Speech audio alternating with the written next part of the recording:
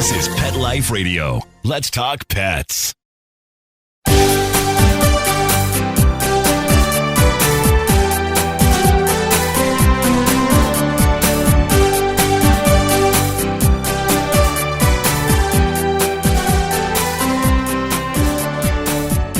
Hello and welcome to Working Like Dogs on Pet Life Radio.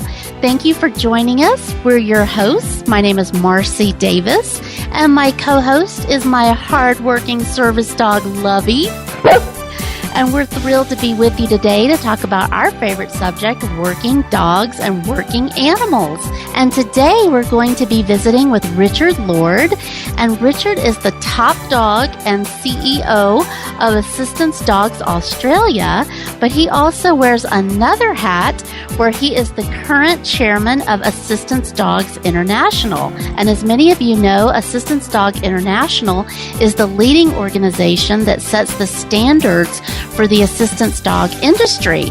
So come right back after these quick messages as we welcome Richard Lord to the show. Sit, stay. We'll be right back after a short pause. Well, 4 to be exact.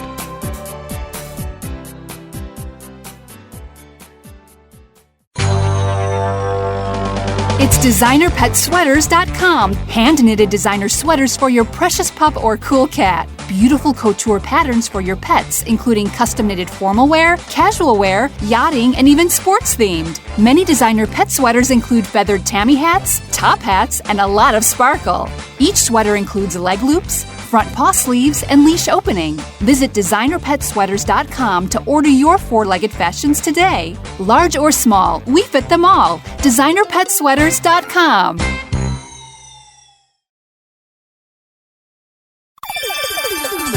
Let's talk pets on PetLifeRadio.com.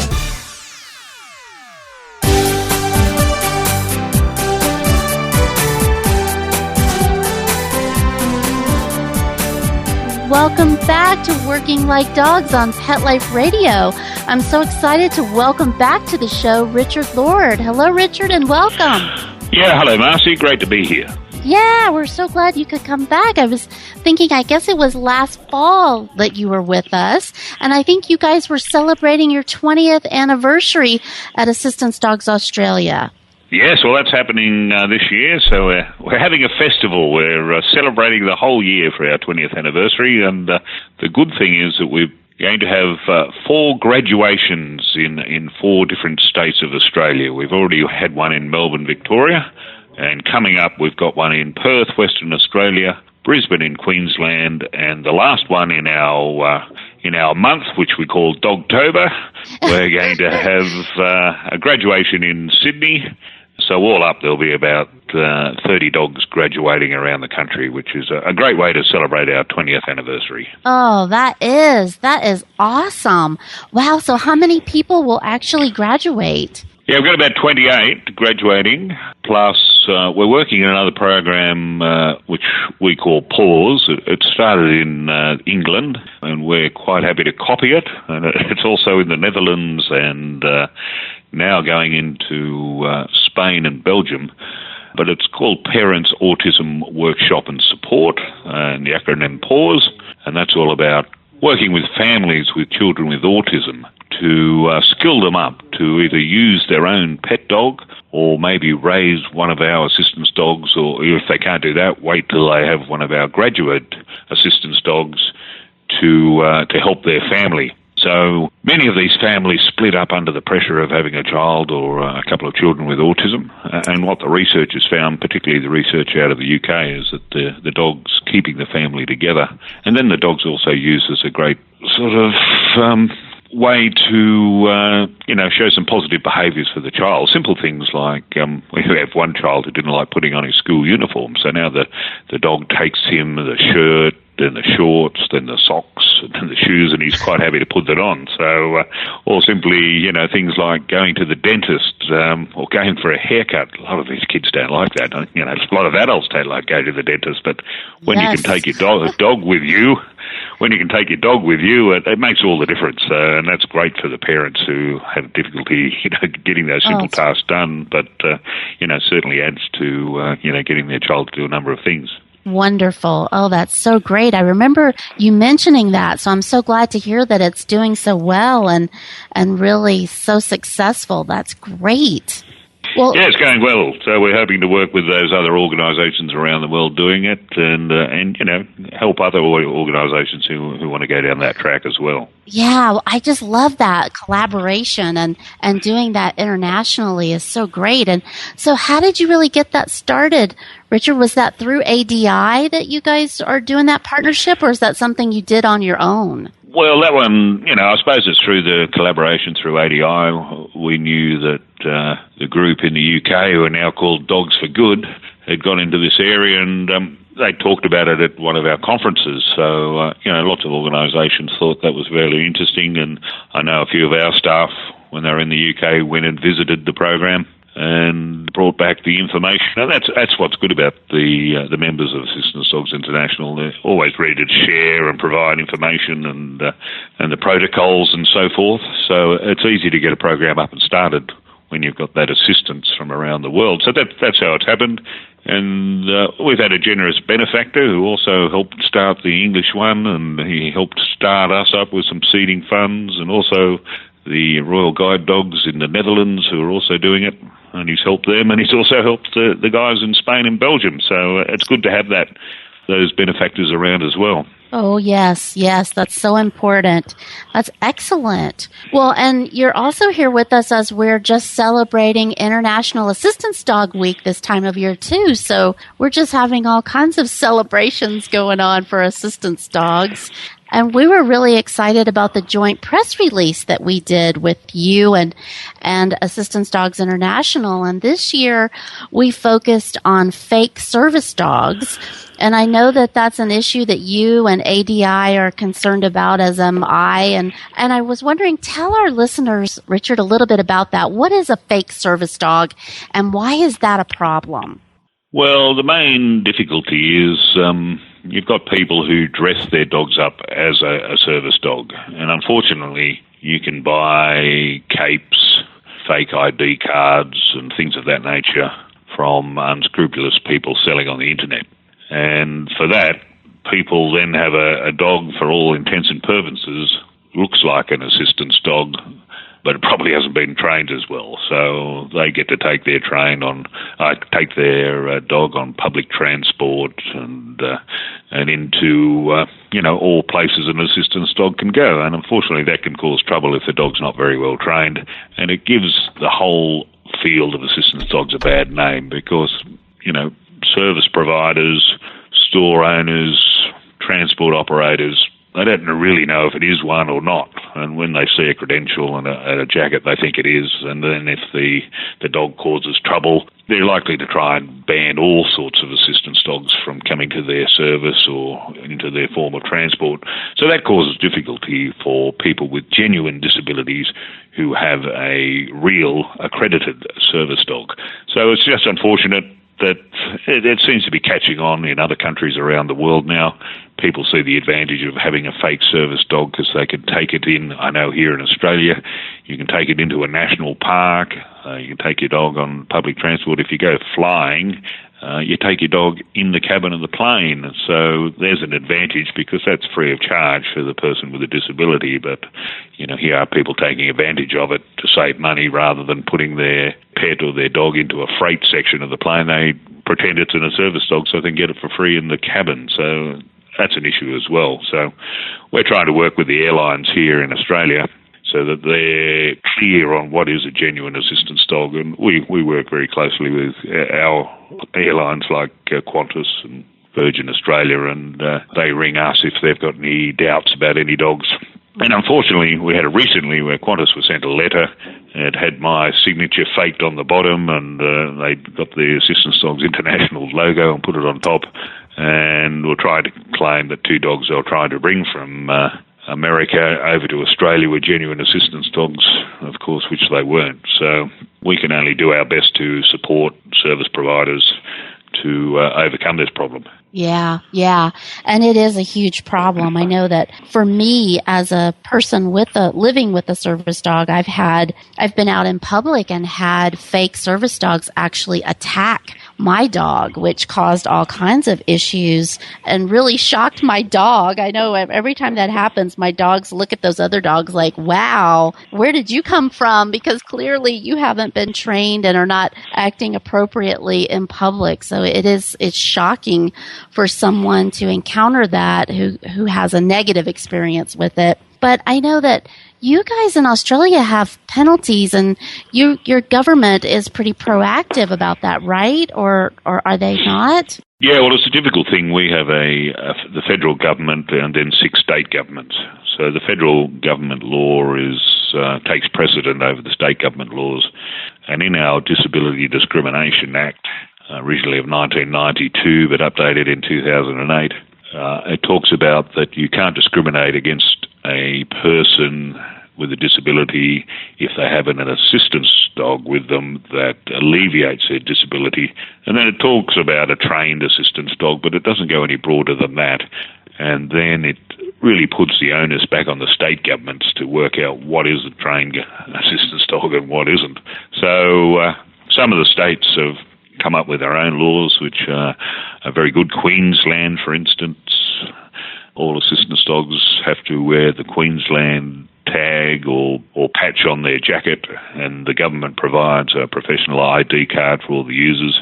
But in other states, there's not much at all, so it makes it pretty difficult, again, for genuine assistance dogs to be recognised if there's no state law around it. Right.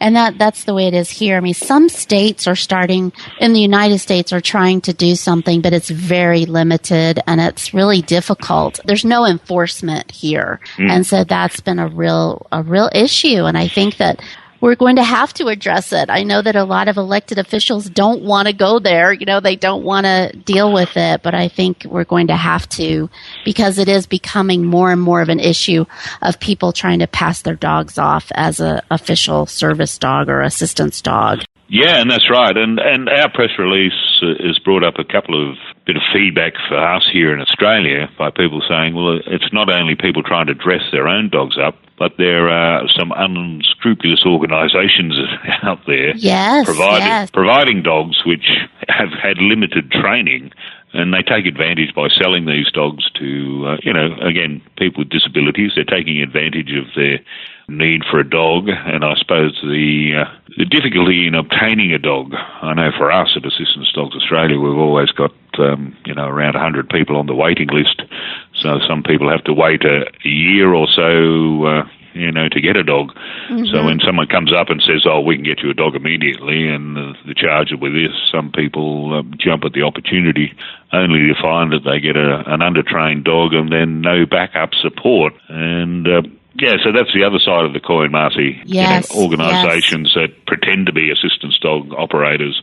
So that's why we always say, I think we mentioned in the press release as well, always look for an organisation that's got either accreditation through Assistance Dogs International or the International Guide Dog Federation, or from your local state government or local government body that looks after that sort of thing. Yes, and I know for us at workinglikedogs.com, we will only list programs that are certified by Assistance Dogs International for that very reason. So thank you so much for mentioning that, because there are so many organizations that try to say that they are doing all those things and training qualified dogs when in fact they're not, and they're charging an awful lot of money, and people with disabilities end up very disappointed and in pretty, I think, unsafe situations with a dog that's not really qualified. So that's something that we feel passionate about also. So thanks for mentioning that. So I wanted to ask you about what else you guys have been up to since we last spoke, and I was wondering about your Pups in Prison program. How's that going? Yeah, we've still got that in a couple of prisons. We've been in prisons for about 15 years, and in that time we've been in, say, 10 prisons and 2 juvenile justice centres over 4 states, or 5 states actually, in Australia. And they've always been quite successful at providing more dogs for us, but also it's a great opportunity for the inmates. They learn some fantastic skills in teamwork and communication skills, and thinking about patience and clear instructions and that sort of thing. I remember one prisoner some years ago saying, if I use this sort of clear instruction and was a bit more patient at home, I'd probably have a better time with the kids. So, some of these great schools are brushing off. And, of course, I think it makes the whole prison environment a bit more friendly, a bit more positive when the dogs are in the prison. And, of course, the prison authorities don't get a lot of good PR. There's not a lot of good stories ever coming out of prisons, but this is one of them. So I think people like to see this good work coming out. And we always do a bit of a ceremony when the puppy goes into a prison. And at the end, there's always plenty of media, loves to see that sort of thing. And at the end of the time, when it's time for the dogs to come out, we have a bit of a graduation in there as well.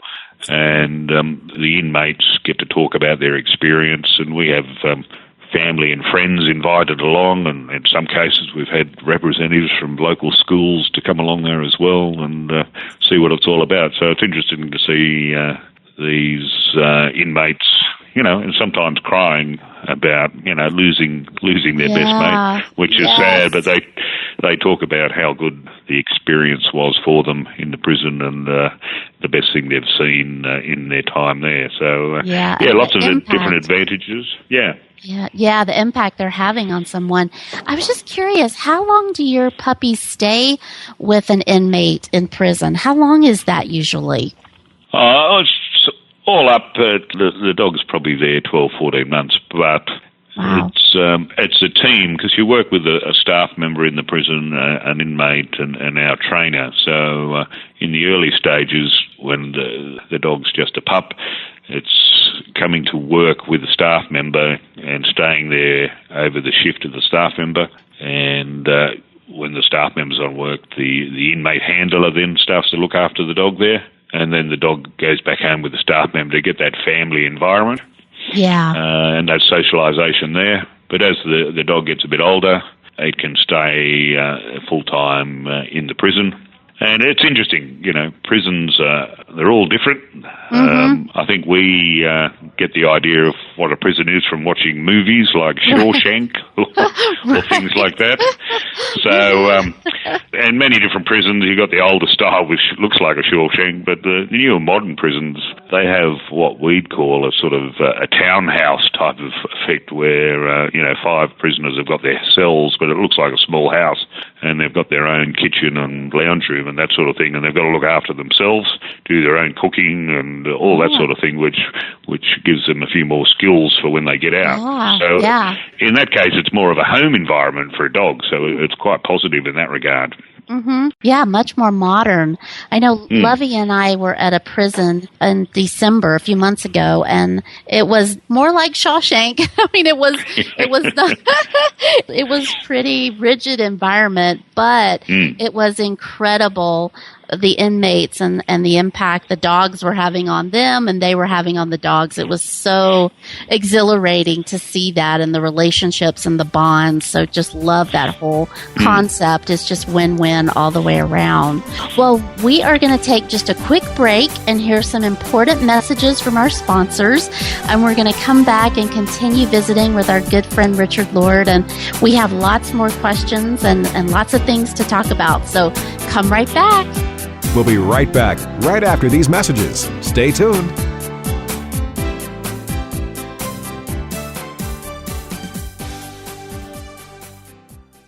When I adopted her, she was a mess. Scabs, itching, licking, missing fur, hot spots, a thin, dull coat. So I take the dog to the vet for the standard run-of-the-mill tests and treatments. No results. I hear your advertisement on the radio. DINOVITE.com. 859-428-1000. So I get the 5-pound box of Dinovite and the Lico Chops within a 4-week total. Instead of a German Setter, I have a German Shepherd. Sheba is 105 lean pounds of shiny, smooth, happy dog for life because she gets fed Dinovite. And the results, they're just incredibly outstanding. And she loves it. When you rescue a dog, you have to do the right thing. You've got to feed him right for life. Do the Dinovite. Dynavite for life. 859-428-1000. DINOVITE.com. Hi, I'm Dana Humphrey, the founder of Whitegate PR. We have been specializing in PR and marketing in the pet industry for over 10 years. If you have a pet product or service you would like to promote, give us a call. We can help create awareness for your brand on TV, radio, magazines, newspapers, and blogs. Feel free to reach me directly at 619-414-9307 or learn more on our website at whitegatepr.com or follow us on Facebook. Let's talk pets Let's talk pets on Pet Life Radio. Pet Life Radio. PetLifeRadio.com.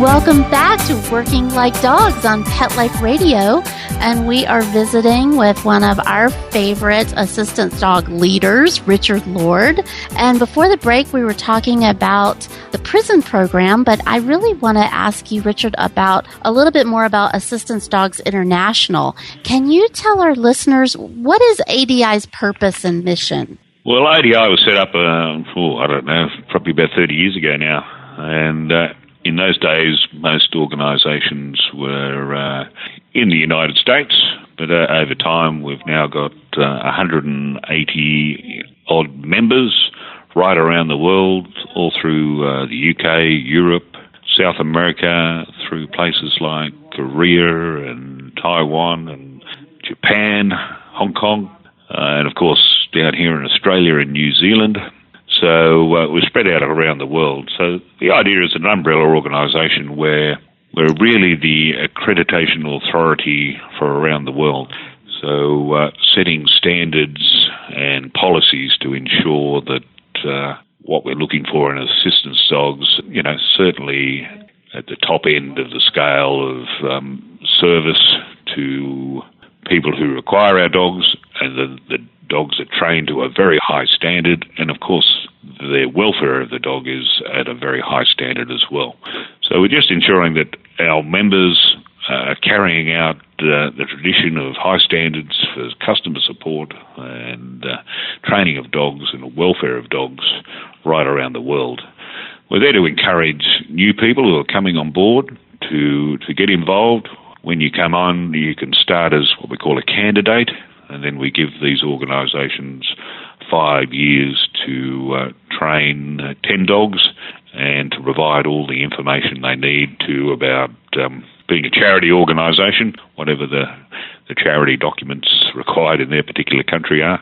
They have their board set up to make sure they have the right mission in place and to have all the right training techniques and so forth all there, and the rigour in place to ensure that the dogs they place will have support for their working life.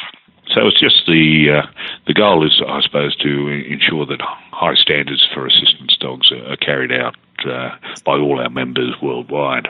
Yeah, it's so great.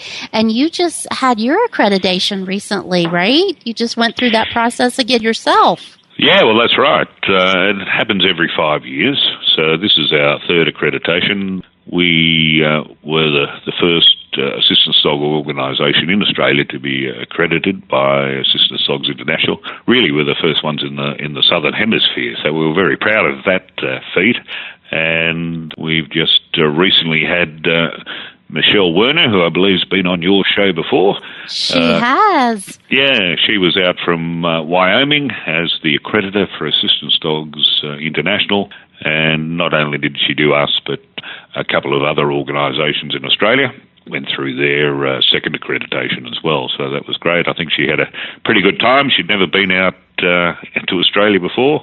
So we had her out whale watching last Saturday, taking the boat outside the heads of Sydney Harbour and to see the whales that are travelling past going up to the warmer waters of Queensland. So she saw a couple of whales and was very excited. Awesome. Yeah, so that's magnificent. Lots of dogs and whales. You can't beat that. Well, and we love Michelle, and you're right. She has been on the show, and we love her. She does such a great job. I had the pleasure of participating in one of her accreditation visits to Assistance Dogs of the West, and she was just wonderful, very thorough. So that's awesome. Well, congratulations on completing that process and it being your third. That's wonderful. Well, and one of the things that I love too about ADI is that public access test that you guys developed. So tell our listeners, what is that public access test? Right, so the public access test was developed just to ensure that the team, that's the handler and the assistance dog, are safe out in the general public. And, they're bonded together and the dog's listening to what the handler's saying and the handler's doing the right thing to ensure, they're working in a positive manner and they're safe to themselves and to the general public. So there's a number of tasks that are done, and it's usually done in a busy shopping mall where there's distractions like kids, children, and food distractions and other dogs. And then there's a number of tasks that have to be done, and the accreditor will go down and watch the team and tell them the tasks that need to be done, and then see how well they're handled. So they might be done in a busy supermarket, and then they might come back to a restaurant or a fast food outlet where they can do a few more tasks as well. But simple tasks of ensuring that the dog comes back on a recall, to see how the dog reacts to an unusual loud noise, something along those lines. But also another task that, say the handler had some sort of medical episode and the dog had to be taken off them by a policeman or an ambulance person. We've got to sort of see that, the dog's quite happy to be let off by one of those first responders. So a whole range of different tasks, which probably takes an hour and a half to get through. And we do that with all our clients every year. So it's an annual test that ensures that all our clients, who we call ambassadors really for us, are out there are doing the right thing. They're working well as a team, and of course the dog's being well looked after. Yeah, it's great. It's a really thorough test. I know I have to take that test myself, and it is really thorough, and it's a really good overview of all the different tasks and skills that the assistance dog has. So I'm so glad that you guys developed that and that it's available on the website that people can actually access, which is really nice. And I know I like to go access it and brush up on my skills before it's time for me to actually take the test. It's just a really good way to be mindful of all those different things that are so important in the public. I always think people really sometimes don't seem to understand how important that behavior in public is. And it's not just about picking something up, retrieving it, or doing some of those tasks, but just the whole behavior of, walking appropriately next to your person, not going after food, and not doing some of those things that can be very distracting in public. Yeah, that's right. The dogs are virtually trained to be unnoticed, aren't yes, they? Yes. You've got to look for them, basically. So you've got a dog that's not drawing attention to you, that it's staying out of the way, it's sitting close to your side, that sort of thing. So it's not being interested in other dogs or other people. It's just there as what we'd say is your best mate, looking after your interests. Yep. It's amazing. Yep. Well, and do you guys at Assistance Dogs Australia, do you guys do owner-assisted assistance dog training? No, we don't do that at the moment. There are some other organisations in Australia who are doing that, and I had Michelle meet one of those organisations the other night when she was out here. They're put up to be candidates of Assistance Dogs International, so I was just ensuring that Michelle could give them some more advice on their progress to become accredited. So there seems to be a bit of growth of that area around the world. Yeah, there really does, yeah. We get a lot of questions. So, the best idea for those organisations is to get some accreditation, because then people will realise that they're working towards a standard And if they achieve that accreditation, people will realise that they're around to support them for their ongoing work. Because that's what I think holding them back. A lot of people are a bit dubious about these types of organisations because they don't know whether they're a genuine article or one of these fake ones, as we were talking about earlier. Mm-hmm. Yeah, absolutely. And so does ADI only certify agencies and not individuals as trainers? Is that correct, Richard? Yeah, that's correct. At this stage, an organisational trainer can get a ADI recognition, but that's part of their training for an organisation. So I know some governments will recognise individual trainers, but at this stage, ADI is working about organisations. Mm-hmm. So I suppose in regard to that, Michelle's organisation's pretty small. It's only herself and a daughter and a few volunteers. So it's basically an individual, but she's still in an organisational framework. Right. And there's so many requirements for that, as you know, which lends that credibility that someone is responsible, that they're following through on all of those requirements to be in the United States, to be a nonprofit organization where there are lots of different processes that you have to go through in order to have that status. So again, it's showing that credibility, just like with ADI, which again goes back to our belief at Working Like Dogs that we really support programs that are certified by ADI, because if they're not, then you just don't really have any way of knowing what their level of abilities really are and their commitments really are to an individual and to the dogs, to the welfare of the dogs. Yes, that's correct. So, as I always say, an assistance dog's there to make your life easier. If it's making your life harder, it's something that you don't really want. So, to ensure that you're going to get, if you're going to get insured that you want a dog that's really going to help you, you want to look for one from an accredited organisation. Well, we agree with that. Yeah, absolutely. In fact, I was talking to a gentleman earlier today, a veteran in the United States who's looking for an organization, and this is brand new to him, and I was trying to share all of that with him about all the different things you have to think about, because it's such a huge decision to get an assistance dog. And you're right, you want to have the least amount of stress around that big life choice that you're making, because there's a lot of things to think about in having a dog with you 24 hours a day, 7 days a week. And it's awesome. That's right. And I was about to say that, that first year of getting a new dog can be pretty tough. So, yes.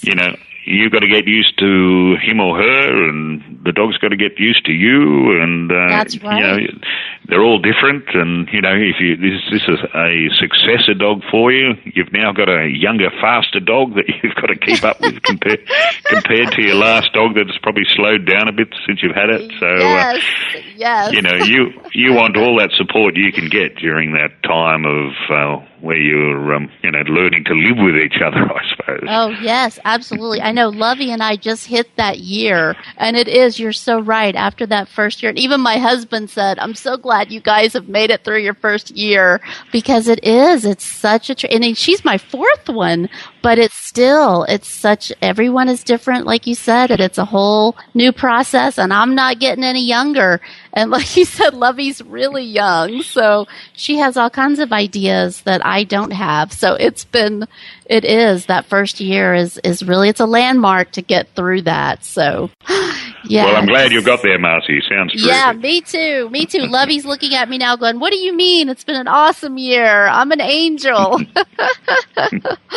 Well, Richard, we're so glad that you came back to visit with us. We love you to come to the show and tell us about what you're doing at your organization and as the leader of ADI. And we just thank you so much for your commitment and for what you're doing for all of us in the assistance dog industry. So thank you so much. And before you go, tell our listeners, how can they get more information about Assistance Dogs Australia and Assistance Dogs International? Yeah, well, if they get on as we say, the Google machine and have a look for Assistance Dogs International on the internet, you'll find the site, and it gives all the information on how to connect with an assistance dog organisation that serves your local area. So that's the best way, and if they want to find out more, they could look at Assistance Dogs International, and they can look us up as well as Assistance Dogs Australia and find out about us as well. So that's the best way. Have a look for Assistance Dogs International online and find out all the information you want. Excellent. And we will have those sites posted on our website as well at Pet Life Radio, Working Like Dogs. So thank you so much, Richard, and you'll have to come back again soon. Certainly happy to do any time, Marcie. Thanks very much for your commitment here today. Thank you. Thank you. And thank you, our listeners, for being with us. We love to hear from you, so please keep those emails coming. And you can email me and Lovey at Marcie, MARCIE, at PetLifeRadio.com. You can also follow us on WorkingLikeDogs.com, on Facebook, Twitter, and now we're even on Instagram. So check us out and let us hear from you, because we love your questions and your suggestions for guests. So please keep those coming, and we look forward to being with you again soon. Take good care. Let's Talk Pets, every week on demand, only on PetLifeRadio.com.